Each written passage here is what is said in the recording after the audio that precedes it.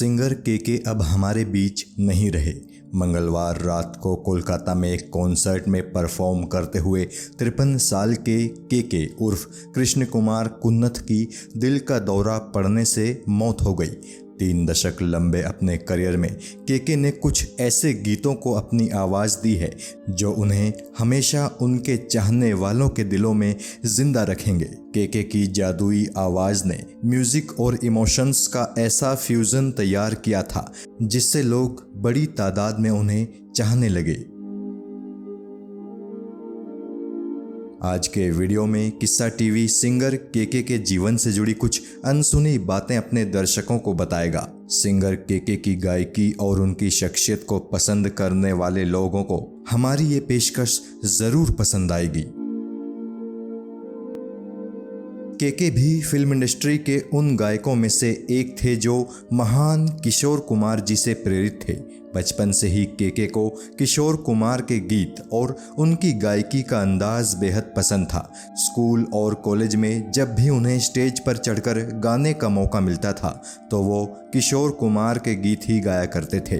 किशोर दा के गानों को केके इतनी खूबसूरती से गाते थे कि लोग उनकी जमकर तारीफ़ें किया करते थे। इन्हीं तारीफ़ों ने केके को म्यूज़िक में करियर बनाने के लिए प्रेरित किया था।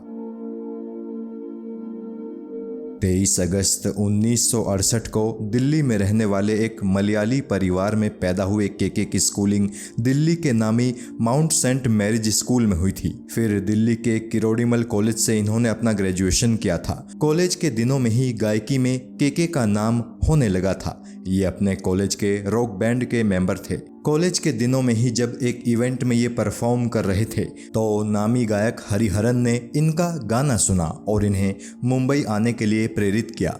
यही वो मोमेंट था जब केके ने ठान लिया था कि अब तो उन्हें म्यूज़िक में ही अपना करियर बनाना है। साल 1994 में मुंबई आने के बाद केके ने लुइस बैंक्स, रंजीत बरोट और लेस्ले लुइस जैसे उस जमाने के दिग्गजों को अपना ऑडियो डेमो देना शुरू कर दिया। फिर एक दिन केके को कॉल किया यूटीवी ने इनसे सेंटोजेन शूटिंग्स का एक जिंगल गवाया। उसके बाद तो अगले 4 सालों तक इन्होंने जिंगल ही गाए। इन 4 सालों में केके ने कुल 11 भाषाओं में 3500 जिंगल्स गाए। 4 सालों तक जिंगल गाने के बाद आखिरकार विशाल भारद्वाज ने इन्हें माचिस फिल्म में पहली दफ़ा गाने का मौका दिया। माचिस के पॉपुलर ट्रैक छोड़ आए हम वो गलियां को केके ने अपनी आवाज़ दी थी। ये गीत गुलजार ने लिखा था और फिल्म को डायरेक्ट भी उन्होंने ही किया था। विशाल भारद्वाज भी एज अ म्यूज़िक डायरेक्टर माचिस से ही अपने करियर की शुरुआत कर रहे थे और चूंकि विशाल भारद्वाज केके को अच्छी तरह जानते थे तो उन्होंने केके को माचिस में गाने का चांस दे ही दिया। बाद में केके ने कुछ तमिल फिल्मों के लिए भी गाने गाए थे। कम लोग ही इस बात से वाकिफ़ हैं कि साल 1994 में मुंबई जाने से पहले केके ने कुछ महीनों तक होटल इंडस्ट्री में नौकरी भी की थी। एक होटल के लिए वो मार्केटिंग एग्जीक्यूटिव के तौर पर काम करते थे। हालांकि वो नौकरी इन्होंने कुल 6 महीनों तक के लिए ही की थी। इस वक्त तक ज्योति नाम की लड़की से इनकी शादी हो चुकी थी और ये एक बेटे के पिता भी बन चुके थे। इनके बेटे का नाम नकुल कृष्ण कुन्नथ है और इनके एल्बम हमसफर में वो इनके साथ गाना भी गा चुके हैं। साल 1999 में आयोजित हुए क्रिकेट वर्ल्ड कप में टीम इंडिया के थीम सॉन्ग जोश ऑफ इंडिया को भी इन्होंने अपनी आवाज़ दी थी। इतना ही नहीं, उस सॉन्ग में इनकी एक झलक भी नजर आई थी। वो सॉन्ग टीम इंडिया के सपोर्ट के लिए बनाया गया था। साल 1999 केके की जिंदगी के लिए टर्निंग पॉइंट साबित हुआ था। इसी साल रिलीज हुई संजय लीला भंसाली की फिल्म हम दिल दे चुके सनम में इन्होंने एक गीत गाया था और वो गीत इतना पसंद किया गया कि रातों रात केके की किस्मत पलट गई। उस गीत के बोल थे तड़प तड़प और ये गीत आज तक लोग पसंद करते हैं। इसी साल यानी 1999 में ही सोनी म्यूजिक भी इंडिया में लॉन्च हुआ था। सोनी म्यूजिक को किसी नए कलाकार की तलाश थी और सोनी की ये तलाश पूरी हुई सिंगर केके पर। सोनी म्यूजिक के साथ केके ने अपना पहला एल्बम रिलीज किया जिसका नाम था पल। इस एल्बम का म्यूजिक तैयार किया था लेस्ले लुइस ने। इस एल्बम के यारों और पल टाइटल के गानों ने धूम मचा दी थी। आज भी स्कूल और कॉलेज में फेयरवेल पार्टी में ये दो गीत बजते ही बजते हैं।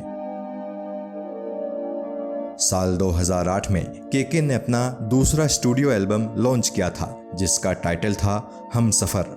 इस एल्बम में कुल 10 सॉन्ग्स थे जिनमें से 8 एकदम फ्रेश थे और 2 केके की पहली एल्बम पल से लिए गए थे। इसी एल्बम में एक अंग्रेजी सॉन्ग भी था जिसे केके ने खुद गाया था। केके ने टीवी के लिए भी काफी सॉन्ग्स गाए थे। कई टीवी शोज के टाइटल सॉन्ग्स को केके ने अपनी आवाज दी थी, जैसे जस्ट मोहब्बत, शाका लाका बूम बूम, काव्यांजलि व और भी कई। आपको जानकर हैरानी होगी कि केके ने द घोस्ट नाम के पाकिस्तानी ड्रामा का टाइटल सॉन्ग भी गाया था।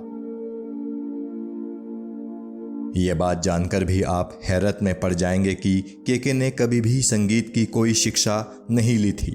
वो केवल प्रैक्टिस करके ही इतने बड़े लेवल के सिंगर बने थे। हालांकि केके ने एक दौर में म्यूजिक स्कूल में दाखिला जरूर लिया था, लेकिन एक हफ्ते बाद ही इन्होंने वहां जाना बंद कर दिया था। एक इंटरव्यू में केके ने कहा था कि भगवान ने उन्हें ऐसी खूबी दी है कि वो कोई भी गाना एक बार में सुनकर याद कर लेते हैं, और चूंकि उनके गुरु किशोर कुमार ने भी कभी म्यूजिक की कोई ऑफिशियल ट्रेनिंग नहीं ली थी, तो वो भी कभी म्यूजिक सीखने किसी गुरु के पास नहीं गए।